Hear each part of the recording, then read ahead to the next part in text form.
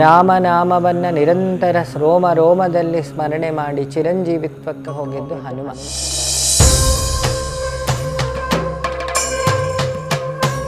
ಮೂಲ ಪುರುಷ ಮೂಲ ಪ್ರಕೃತಿ ಸೇರಿದ ಯಾವುದಾದ್ರು ಒಂದು ಜಪ ಇದ್ದರೆ ಅದು ಓಂಕಾರ, ಅದರ ಎಕ್ಸ್ಪ್ಯಾನ್ಷನ್ ಇದ್ದರೆ ಒಂದು ಗಾಯತ್ರಿ, ಇನ್ನೊಂದು ರಾಮನಾಮ.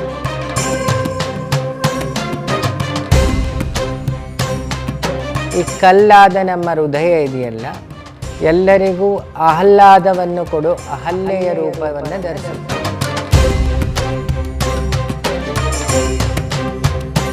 ಆ ನಾಮಕ್ಕೆ, ಅವನ ಹೆಸರಿಗೆ ಎಷ್ಟು ತಾಕತ್ತಿರುತ್ತೆ ಅನ್ನೋದು ವಾನರರ ಮೂಲಕ ಕಲ್ಲನ್ನು ನೀರಲ್ಲಿ ತೇಲಿದೆ.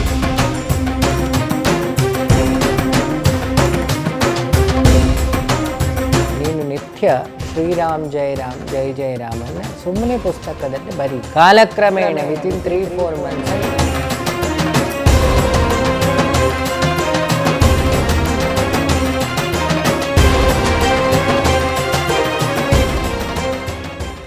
ಪ್ರಮಂಥೇತಿ ರಾಮ ಅಂದರೆ ಅದರ ಅರ್ಥ ಎಲ್ಲರಿಗೂ ಆನಂದವನ್ನು ಕೊಡುವ ಚಾರಿತ್ರ, ಎಲ್ಲರನ್ನೂ ಆನಂದ ಸ್ಥಿತಿಗೆ ತಗೊಂಡು ಹೋಗೋ ಜಪ. 2, ಯಾರು ರಾಮನ ಚರಿತ್ರೆ ಓದಿದರೆ he will get positive vibes. ಇದು 3 ನನ್ನ ಅನುಭವದ ಮಾತು. ಯಾರು ರಾಮನಾಮ ಹೇಳುತ್ತಾರೋ ತಮಾಷೆ ಹೇಳಿದರೂ ಆನಂದದ ಫೀಲ್ ಆಗ್ತದೆ 1. ಇನ್ನೊಂದು, ರಾಮನ ಚರಿತ್ರೆ ಯಾರು ಪಾರಾಯಣ ಮಾಡಿದ್ರು ಮನಸ್ಸಿಗೆ ಶಾಂತಿ ಸಿಗುತ್ತೆ, ಪಾಸಿಟಿವ್ನೆಸ್ ಸಿಗ್ತದೆ. ಇನ್ನೊಂದು, ರಾಮನ ರೂಪವನ್ನು ನೋಡಿದಾಗಲೂ ಆತ್ಮಸ್ಥೈರ್ಯ ಬರುತ್ತೆ. ಇದು ರಾಮ ನಾಮದ ಒಂದು ತಾಕತ್ತು. ಯಾಕೆ ಅಂತ ಶುರು ಮಾಡುವ. ರಾಮ ಅಂದರೆ ಏನು ಅಂತ.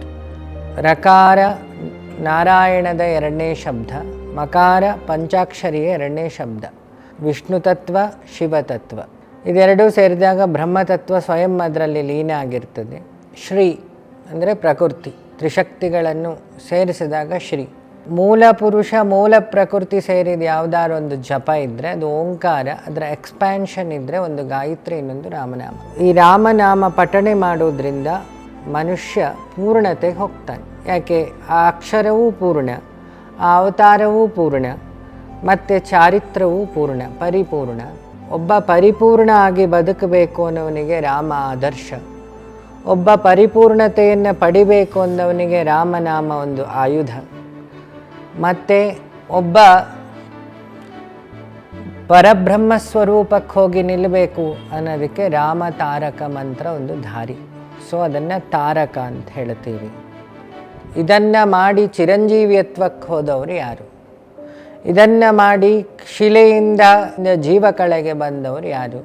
ಇದನ್ನು ನಿರಂತರ ಸ್ಮರಣೆ ಮಾಡಿ ಉಪದೇಶ ಮಾಡಿ ಮೋಕ್ಷಕ್ಕೆ ದಪ್ತಾ ಇರೋದು ಯಾರು? ಈ 3 ಹೆಸರು. 1, ರಾಮನಾಮವನ್ನು ನಿರಂತರ ರೋಮ ರೋಮದಲ್ಲಿ ಸ್ಮರಣೆ ಮಾಡಿ ಚಿರಂಜೀವಿತ್ವಕ್ಕೆ ಹೋಗಿದ್ದು ಹನುಮ.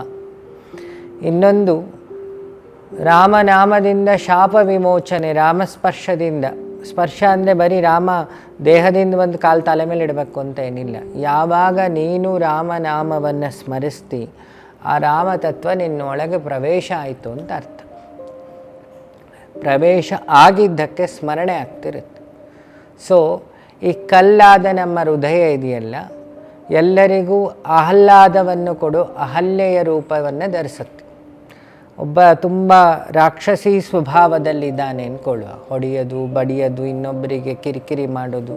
ಅವನನ್ನು ಶುದ್ಧ ಮಾಡಬೇಕು, ಅವನನ್ನು ಋಷಿ ಮಾಡಬೇಕು. ಏನು ಮಾಡೋದು? ಹೊಡೆದು ಬಡಿದು ಸರಿ ಮಾಡಲಿಕ್ಕಾಗಲ್ಲ. ಅವನಿಗೊಂದು ಹೇಳಬೇಕು ಅವಾಗ, ನೀನು ನಿತ್ಯ ಶ್ರೀರಾಮ್ ಜಯ ರಾಮ್ ಜೈ ಜಯ ರಾಮನ್ನು ಸುಮ್ಮನೆ ಪುಸ್ತಕದಲ್ಲಿ ಬರೀ. ಕಾಲಕ್ರಮೇಣ ವಿತಿನ್ 3-4 ಮಂತ್ಸಲ್ಲಿ ಅವನ ಸ್ವಭಾವ ಬದಲಾಗ್ತದೆ. ಇದನ್ನು ನಾವು ಮಾಡಿ ನೋಡಿ ಹೇಳುತ್ತಾ ಇರೋದು. ಹಾಗೆ ಬದಲಾದವನು ಯಾರು? ಕಟುಕನಿಂದ ಋಷಿಯಾದವನು ವಾಲ್ಮೀಕಿ. ಫಸ್ಟು ಕಟುಕ ರಾಮನಾಮದ ಬಲದಿಂದ ತನ್ನ ಪಾಪಗಳೆಲ್ಲ ವಾಲ್ಮೀಕದಲ್ಲಿ ಕಳೆದು ಅವ ವಾಲ್ಮೀಕದಿಂದ ಮರುಜನ್ಮ ಪಡೆದು ವಾಲ್ಮೀಕಿ ಆದ. ಆ ವಾಲ್ಮೀಕ ಅನ್ನೋದು ಸರ್ಪಕ್ಕೂ ಸಂಕೇತ, ಅದು ಕುಂಡಲಿನಿ ಶಕ್ತಿ ಸಮೇತ. ಸೊ ಹಾಗಾಗಿ ಇದು ರಾಮನಾಮದ ಹೈಲೈಟ್ಸ್. ಇನ್ನು ರಾಮನಾಮ ಯಾಕೆ ರಾಮ ಅಷ್ಟು ಪಾವಿತ್ರ? ರಾಮನಾಮದ ತಾಕತ್ತಾಯಿತು, ರಾಮನಾಮದ ಅಕ್ಷರ ವರ್ಣನೆ ಆಯಿತು. ನೆಕ್ಸ್ಟ್ ನಾವು ರಾಮನ ರೂಪಲಾವಣ್ಯದ ಬಗ್ಗೆ ನೋಡುವ. ರಾಮ ಪುಂಸಾನ್ ಮೋಹನ ರೂಪಾಯ ಪುಣ್ಯಶ್ಲೋಕಾಯ ಅಂತ ಅವನಿಗೆ ಹೇಳು. ಇಲ್ಲಿರೋ ಪುರುಷರಲ್ಲೆಲ್ಲ ಅತ್ತ ಸುಂದರ ಯಾರು ಅಂದರೆ ಶ್ರೀರಾಮ. ಪುಂಸಾನ್ ಮೋಹನ ರೂಪಾಯ ಪುಣ್ಯಶ್ಲೋಕಾಯ. ಯಾವ ಶ್ಲೋಕ ಹೇಳಿದರೆ ಪುಣ್ಯ ಬರುತ್ತೆ, ಶ್ಲೋಕಕ್ಕೆ ಪುಣ್ಯ ಬರೋದು ಯಾವಾಗ ಅಂದರೆ ಆ ಶ್ಲೋಕ ರಾಮನಿಂದ ರಚಿತ ಆದ ಅಥವಾ ರಾಮನ ಅಕ್ಷರ ವರ್ಣನೆ ಆದಾಗ ಅಲ್ಲಿ ಆ ಶ್ಲೋಕಕ್ಕೆ ಪುಣ್ಯವನ್ನು ತಂದು ಕೊಡುತ್ತೆ. ಯಾವುದಾದ್ರು ಒಂದು ಜಪ ಇದ್ದರೆ ಅದು ರಾಮನಾಮ. 2 ಇನ್ನೊಂದು ರಾಮನ ವರ್ಣ ಅಂದರೆ ಬಣ್ಣ, ನೀಲಿ. ನೀಲಿ ಅಂದ್ರೇನು? ಆಕಾಶ ತತ್ವ ಅಂದರೆ ಇನ್ಫೈನೆಟ್ ತತ್ವವನ್ನು ಒಳಗೊಂಡ ರೂಪ. ಅಲ್ಲಿ borderless, limitless love, limitless compassion, limitless truth, limitless sacrifice, borderless sacrifice, ಇದೆಲ್ಲ ರಾಮನ ಅವತಾರದಲ್ಲಿ ನೀವು ಕಾಣ್ಬೋದು. ನೆಕ್ಸ್ಟು ಅವನು ಯಾಕೆ ಕೋದಂಡಪಾಣಿ? ಕೋದಂಡ ಅನ್ನೋದು ಧರ್ಮಕ್ಕೆ ಹೆಸರು. ಇನ್ನೊಂದು ಧನುರ್ಮಾಸದಲ್ಲೂ ಬಿಲ್ಲನ್ನು ನಾವು ಹೇಳ್ತೀವಿ, ದೇಹವನ್ನು ದಂಡಿಸು. ನಮ್ಮಲ್ಲಿರುವ ತಮೋಗುಣವನ್ನು ದಂಡಿಸಿದಾಗ ನೀನು ರಾಮನಾಗ್ತಿ, ಪೂರ್ಣ ಸತ್ವ ಆಗ್ತಿ. ಹಾಗಾಗಿ ಬಿಟ್ಟ ಬಾಣ ಕೊಟ್ಟ ಮಾತು ರಾಮ ಬಿಡಲಿಲ್ಲ ಅಂತ. ಕೊಟ್ಟ ಮಾತು ಎಥಿಕ್ಸು, ಬಿಟ್ಟ ಬಾಣ ಶ್ರದ್ಧೆ, ಮತ್ತು ತಪಸ್ಸು, ಮತ್ತು ಕಾನ್ಫಿಡೆನ್ಸ್. ಇದು ರಾಮನ ಕೋದಂಡದ ವರ್ಣನೆ, ರಾಮನ ಶರೀರದ ಬಣ್ಣದ ವರ್ಣನೆ, ರಾಮನಾಮದ ವರ್ಣನೆ.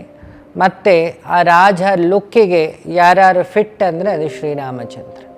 ಅದಕ್ಕೆ ಶ್ರೀರಾಮ ಪಟ್ಟಾಭಿಷೇಕ ಅನ್ನೋ ಮಾತನ್ನು ನಾವು ಹೇಳ್ತೀವಿ. ವಿಷ್ಣುವಿನ ಅವತಾರಗಳಲ್ಲಿ ರಾಮ ಅವತಾರಕ್ಕೆ, ಕೃಷ್ಣ ಅವತಾರಕ್ಕೆ ಯಾಕೆ ಇಷ್ಟು ತಾಕತ್? ಹರೇ ರಾಮ ರಾಮ ರಾಮ ಹರೇ ಹರೇ, ಹರೇ ಕೃಷ್ಣ ಕೃಷ್ಣ ಕೃಷ್ಣ ಹರೇ ಹರೇ. ರಾಮ ಅಂದರೆ ಧರ್ಮ. ಯಾರು ಧಾರೆ ಅಂದರೆ ಹೇಳಿ ಕಟ್ ಮಾಡು, ಪಾಪವನ್ನು ಕ್ಷಯ ಮಾಡಲಿಕ್ಕೆ ತಾಕತ್ತಿರೋದು ಧರ್ಮದ ತಿಳಿವಳಿಕೆಗೆ, ಧರ್ಮದ ಅಧ್ಯಯನಕ್ಕೆ, ಧರ್ಮದ ಆಚರಣೆಗೆ. ನೆಕ್ಸ್ಟು ಕೃಷ್ಣ, ಧರ್ಮದಿಂದ ಬರೋ ಪೂರ್ಣ ಜ್ಞಾನ. ಇದು 12 ರಾಮ ಅವತಾರದಲ್ಲಿ. ಇನ್ನುಳಿದ 4 ಸೀತೆ, ಹನುಮ, ಭರತ, ಶತ್ರುಘ್ನ, ಒಟ್ಟು 16 ಕಲೆ ಅಲ್ಲಿ ಸ್ಪ್ಲಿಟ್ ಆಗಿತ್ತು. 12 ಅನ್ನೋದು ಸೂರ್ಯವಂಶ. ಹಾಗಾಗಿ ಸೂರ್ಯನಲ್ಲಿ 12 ಆದಿತ್ಯ, ಸೂರ್ಯ ನಮಸ್ಕಾರದಲ್ಲಿ 12 ನಮಸ್ಕಾರಗಳುಂಟು, ಆದಿತ್ಯರಲ್ಲಿ 12. ಈ ಎಲ್ಲ 12 ಆದಿತ್ಯರು ಸೂರ್ಯನಾರಾಯಣ. ಸೂರ್ಯ ಅಂದರೆ ಧರ್ಮವೇ ನಾರಾಯಣ ರೂಪವಾಗಿ ಬಂದು ನಮ್ಮನ್ನು ನಮ್ಮ ಎದುರುಗಡೆ ಬದುಕಿ ಧರ್ಮವನ್ನು ಆಚರಣೆ ಮಾಡಿ ಧರ್ಮದ ತಾಕತ್ತೇನು ಅಂತ ತೋರಿಸಿ, ಧರ್ಮದಿಂದ ಬದುಕಿದಾಗ ಆ ನಾಮಕ್ಕೆ, ಅವನ ಹೆಸರಿಗೆ ಎಷ್ಟು ತಾಕತ್ತಿರುತ್ತೆ ಅನ್ನೋದು ವಾನರರ ಮೂಲಕ ಕಲ್ಲನ್ನು ನೀರಲ್ಲಿ ತೇಲಿಸಿ ಅವ ತಪಸ್ಸು, ಆದರ್ಶಗಳ ಪ್ರಭಾವ ಏನು ಅಂಥೇಳಿ ಪ್ರಪಂಚಕ್ಕೆ ತೋರಿಸಿದ ಸಾಕ್ಷಿ ಏನು. ಹಾಗಾಗಿ ಇವತ್ತು ರಾಮ ಸೇತು ಎಂಥ ಸುನಾಮಿ ಬಂದರೆ ಏನೂ ಆಗಲಿ. ಒಂದು ರಾಮ ಪ್ರತಿಷ್ಠೆ ಮಾಡಿದ ಯಾವ ಲಿಂಗಗಳು ಭಿನ್ನ ಆಗಿಲ್ಲ. ಒಂದು ರಾಮೇಶ್ವರ, ಒಂದು ಭೃಗವಧೆ. ರಾಮ ಎಲ್ಲೆಲ್ಲಿ ಪ್ರತಿಷ್ಠೆ ಮಾಡಿದನು ಅದು ರಾಮನಾಮದ ಹಾಗೆ ಇನ್ಫೈನೆಟ್ ಆಗಿ ಕಾಲ ಅಂತ್ಯದ ತನಕನೂ ಅದು ನಿಲ್ತದೆ. ಅದು ಆ ವಿಗ್ರಹದ ತಾಕತ್ತಲ್ಲ, ವಿಗ್ರಹ ಇಟ್ಟ ರಾಮನ ಆದರ್ಶ, ತಪಸ್ಸು, ಆಚರಣೆ ತಾಕತ್ತು. ಇದು ಒಂದು ಕಾನ್ಸೆಪ್ಟ್. ನೆಕ್ಸ್ಟು ನಾವು ನೋಡಬೇಕಾಗಿದ್ದು ರಾಮ ಈಗಿನ ಜನ್ರೇಷನ್ನಿಗೆ ಏನು ಅವನ ಇನ್ಫ್ಲೂಯೆನ್ಸ್ ಅಂತ. ಫಸ್ಟು ಮಗನಾಗಿ ತಗೊಂಡ್ರೆ ಈಗಿನ ಮಕ್ಕಳ ಕಂಪ್ಯಾರಿಷನ್ ಮಾಡುವ. ಅಪ್ಪ ಅಮ್ಮ ಸತ್ತರೆ ಸಾಕು, ಅಪ್ಪ ಅಮ್ಮನ ಕೆಲಸ ಸಿಗುತ್ತೆ ಅಂತ ದಿಂಬು ಮುಖಕ್ಕೊತ್ತಿ ಸಾಯಿಸುವ ಮಕ್ಕಳಿದ್ದಾರೆ. ಅಪ್ಪನನ್ನು ಕೋರ್ಟಿಗೆ ಕಳಿಸೋ ಮಕ್ಕಳಿದ್ದಾರೆ. ಅಪ್ಪನನ್ನು ಜೈಲಿಗೆ ಇಟ್ಟೋ ಮಕ್ಕಳಿದ್ದಾರೆ. ಅಪ್ಪನನ್ನೇ ಕೊಲೆ ಮಾಡೋ ಮಕ್ಕಳಿದ್ದಾರೆ. ಸೊ ರಾಮ ತನ್ನ ತಂದೆ, ತನ್ನ ವ್ಯಾಮೋಹಕ್ಕೋಸ್ಕರ, ಹೆಂಡತಿ ವ್ಯಾಮೋಹಕ್ಕೋಸ್ಕರ ದೊಡ್ಡ ಮಗನನ್ನೇ ಕಾಡಿಗೆ ಹೋಗು ಅಂದಾಗ ರಾಮ ಅಲ್ಲೆಲ್ಲೂ ಗಲಾಟೆ ಮಾಡಲಿಲ್ಲ. ರಾಮನ ಕಿವಿಗೆ ಅದು ಬೀಳ್ತದೆ, ಅಪ್ಪ ನೇರ ಹೇಳಲ್ಲ. ಕಿವಿಗೆ ಅದು ಬಿದ್ದಾಗ ಅವನೇನು ಮಾಡ್ತಾನೆ, ನನ್ನ ವಂಶಕ್ಕೆ ಕೊಟ್ಟ ಮಾತು ತಪ್ಪಿದ ಕಳಂಕ ನನ್ನ ತಂದೆ ಮೂಲಕ ಬರಬಾರ್ದು. ಒಂದು. ಇನ್ನೊಂದು, ನನ್ನ ತಂದೆಗೆ ನಾನು ವನವಾಸದಲ್ಲಿರುವುದು ಅವರ ಆಜ್ಞೆ ಅಂತಾದರೆ ಮರುಪ್ರಶ್ನೆ ಹಾಕದೆ ಅದನ್ನು ಶಿರಸಾವಹಿಸ್ತೀನಿ. 2. ಈಗಿನ ಮಕ್ಕಳು ಅಪ್ಪನನ್ನು ಕಾಡಿಗಟ್ಟೋ ಮಕ್ಕಳಿಗೆ ಇದೊಂದು ಪಾಠ. ಮತ್ತು ರಾಮನ ಪೇಷನ್ಸ್ ಲೆವೆಲ್. ಪಂಚಾಯಿತಿ ಮಾಡಲಿಲ್ಲ ರಾಮ ಎಲ್ಲೂ. ತಂದೆಯ ಮಾತನ್ನು ಉಳಿಸ್ಲಿಕ್ಕೆ ಅದಕ್ಕೆ ಪಿತೃವಾಕ್ಯ ಪರಿಪಾಲಕ, ಮಾತೃವಾಕ್ಯ ಧಾರಕ. ಕೈಕೇಯನ್ನು ಮಲತಾಯಿ ಅಂತ ರಾಮ ನೋಡಲಿಲ್ಲ. ಈಗಿನಲ್ಲಿ ಅಪ್ಪ ಇನ್ನೊಂದು ಮದುವೆ ಆದಾಗ ಆ ತಾಯಿ ಮಕ್ಕಳನ್ನು ನೋಡೋದು ಬೇರೆ ಥರ, ಮಕ್ಕಳ ಅಮ್ಮನ ನೋಡೋದು ಬೇರೆ ಥರ, ಗಲಾಟೆ ಬೇರೆ ಥರ, ಗಲಾಟೆಯಿಂದ ಆಗೋ ಪ್ರಮಾದಗಳು ಬೇರೆ ಥರ.